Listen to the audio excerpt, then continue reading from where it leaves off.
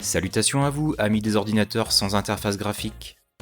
À l'heure où j'écris cette vidéo, nous sommes en 2021 et Microsoft vient d'annoncer la prochaine version de son système d'exploitation, Windows 11. Alors tout le monde connaît Windows car il est présent partout. En fait, la quasi-totalité des ordinateurs vendus dans le monde en sont équipés.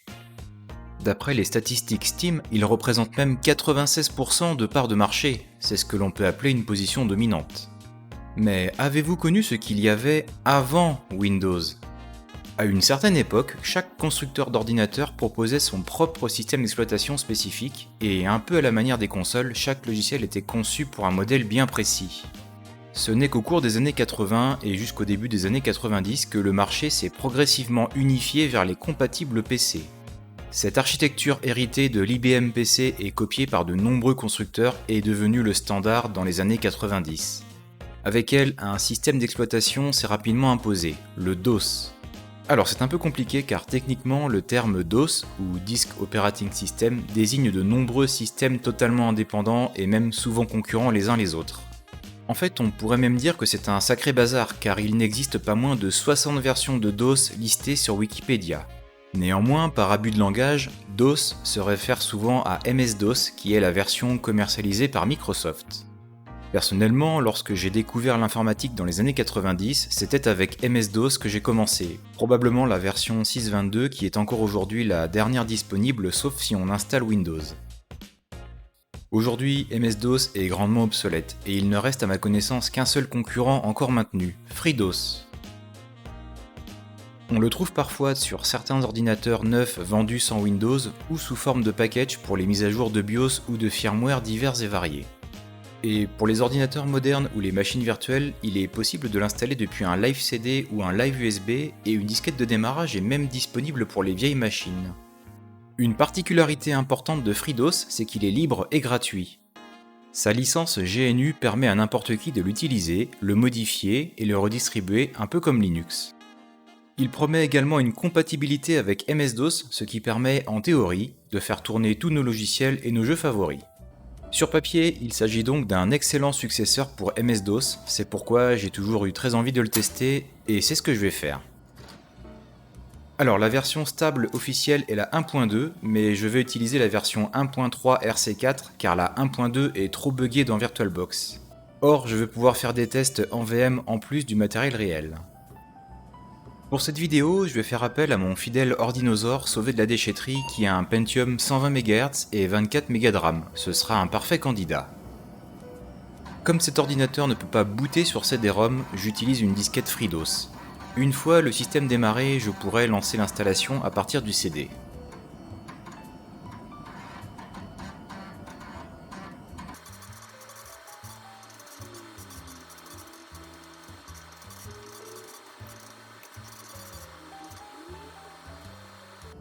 Et à vrai dire, ça ne commence pas très bien puisque le CD-ROM n'a pas l'air d'être reconnu.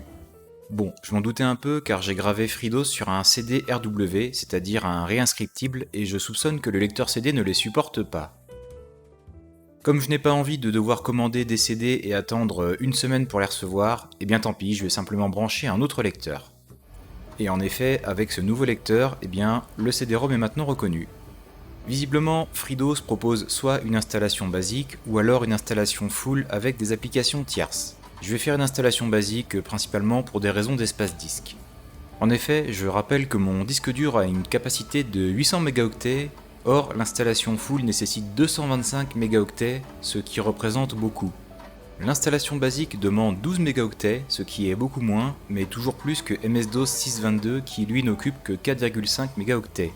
Cela peut s'expliquer par le fait que FreeDOS comprend par exemple un driver pour CD-ROM alors que pour MS-DOS il faut l'installer à part. Petit aparté pour dire que j'ai un adaptateur compact flash vers IDE ainsi qu'une carte de 8 Go et je comptais l'utiliser à la place de mon disque dur mais l'ordinateur refuse de booter dessus que ce soit avec MS-DOS ou FreeDOS. Donc pour le moment, eh bien, je m'en tiens au disque dur de 800 mégaoctets. Et voilà, la machine démarre sous FreeDOS.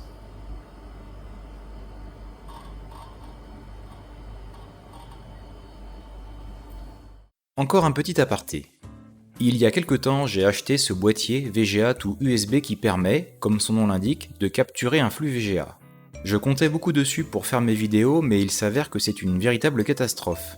Non seulement la qualité est plutôt mauvaise, mais surtout il y a un entrelacement monstrueux qui rend les images inexploitables dès qu'il y a le moindre mouvement. Bref, ce boîtier est tout juste bon à capturer des PowerPoint.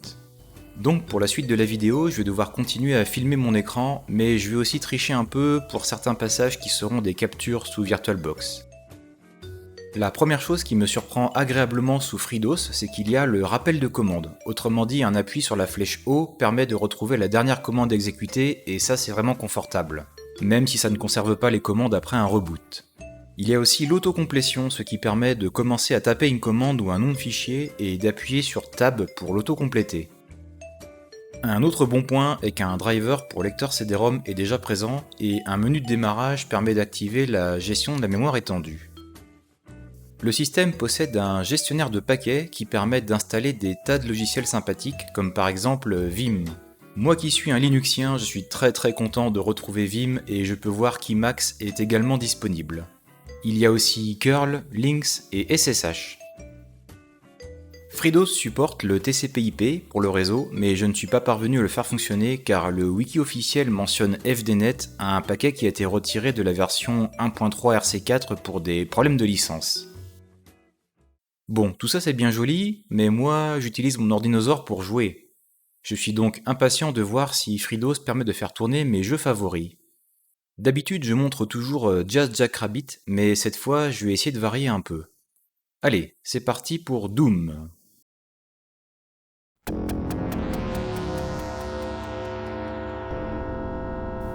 Le jeu démarre et on a bien du son, donc c'est plutôt un bon début.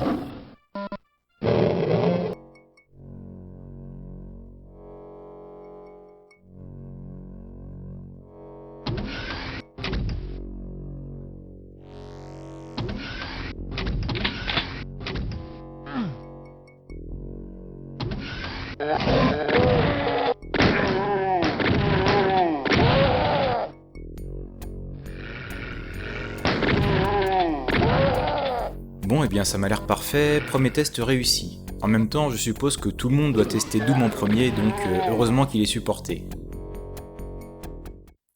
Allez, je vais tester Jill.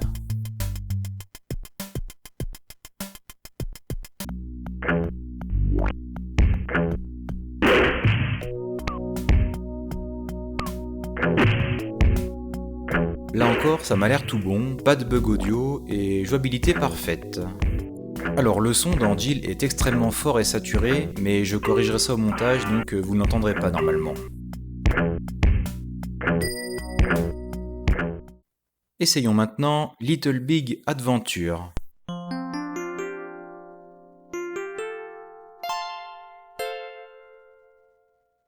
J'en profite au passage pour faire mon auto-promotion. Si vous voulez un walkthrough complet de LBA1 et LBA2, venez visiter ma chaîne Jeux obsolètes.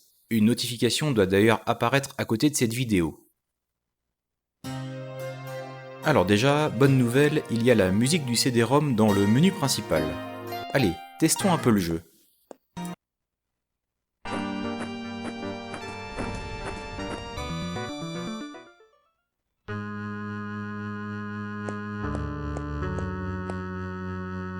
Alors tout fonctionne bien, mais il y a quelque chose d'étrange. La musique du CD-ROM ne se déclenche pas dans le jeu, c'est la version MIDI. Pourtant, elle fonctionne bien dans le menu principal. Je ne sais pas si c'est lié au jeu lui-même ou au système, mais en tout cas, c'est pas très grave.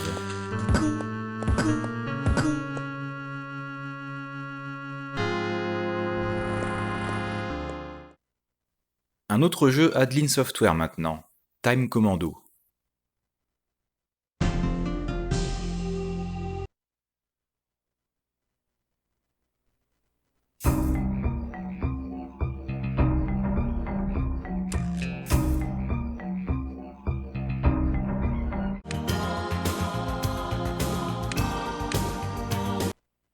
Cette fois, le jeu n'a pas l'air de fonctionner, j'ai toujours cet écran noir quand je lance une nouvelle partie.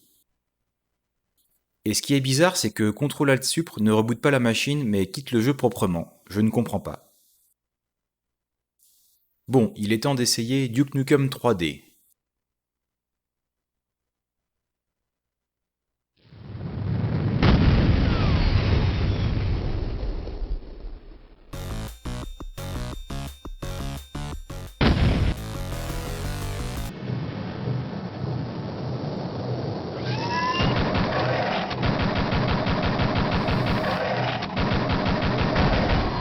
ça m'a l'air bien, pas de souci de compatibilité. C'est vraiment bizarre de jouer au clavier à ce jeu car je suis habitué à y jouer sous iDuke 32 avec la souris. Bref.